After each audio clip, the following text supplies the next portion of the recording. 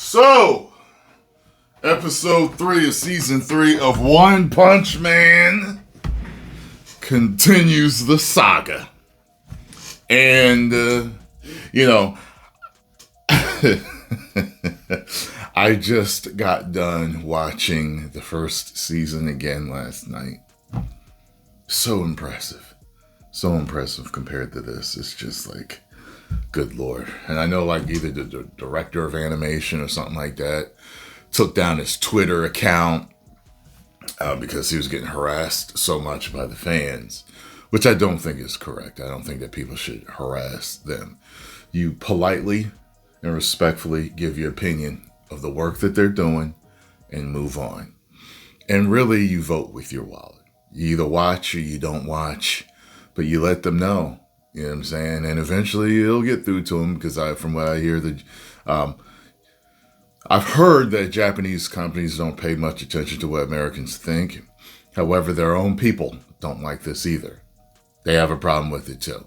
So if they don't figure it out, they're, just even something like this going on with him taking his thing down, that's going to let them know like how much of an issue it really is. I'm also just finally caught up to My Hero Academia's last season. So I'm all caught up. I got a bunch of reactions up for y'all on YouTube memberships and Patreon, whichever one you prefer. And the animation is just, mwah. You know what I'm saying? Like, whoever's responsible could have figured out a way to give us, great quality. So jumping into this, we're back into the fight with Garu. It's funny, when I rewatched the first season, I was like, oh, Fang actually mentioned him. I forgot because I hadn't watched it in a while. It's like, Fang actually mentioned him way back then. Okay. A little bit of a precursor there. But, so, he's in the fight with them two monsters. And the animation was actually pretty good. Specifically for a particular kick that he did off of some electrical power lines. I liked it. I was like, oh, there it is. There's some of the budget right there. And basically, he, the good old hero trope thing happens to him, the hero villain thing. Another monster gets a hold of the little boy. So, of course, then he's like, leave him out of this. And he turned his back on the other two monsters. And, of course, the weird sicko bandaged Vega one with the...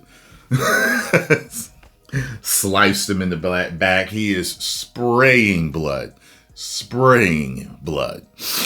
profusely, and they think they've killed him. And of course, as a viewer, he's not dead. You know what I mean? But then you pick up with One Punch Man in his apartment, and he gets there. He's talking to Genos and everybody else, and Genos is the guy that actually augmented him.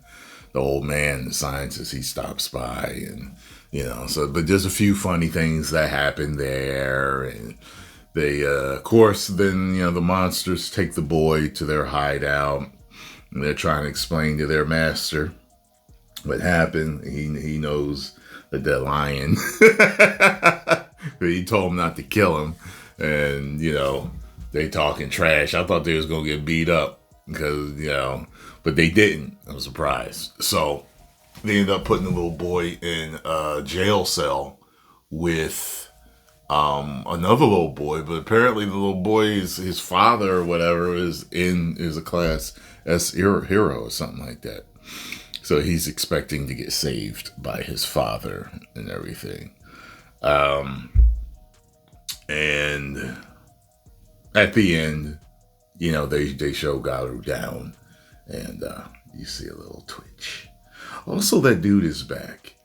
That scientist that could duplicate himself, he's back. Giving an explanation to the one dude, I forgot his name, about One Punch Man's power and how he broke his limiter and, stuff like that. So, this episode, I really would kind of put right where I would probably give it a little bit higher. I think I gave the last episode because it's not meh. It's not a 2.5, but it wasn't a 3 either. I think I gave it a 2.75. I would give this one like a 2.80 or 2.85. Like this one again wasn't enough for me to give it a 3, which is like above average entertainment. Definitely check it out. You know what I mean? It's one of those things where, as a fan and knowing what you want from this series, knowing what you want in the quality of the art style of the animation, the animation is worse than the art style. I can deal with the art style. The more I watch it, I'm all right with it. But it's just the animation. It's just like, come on.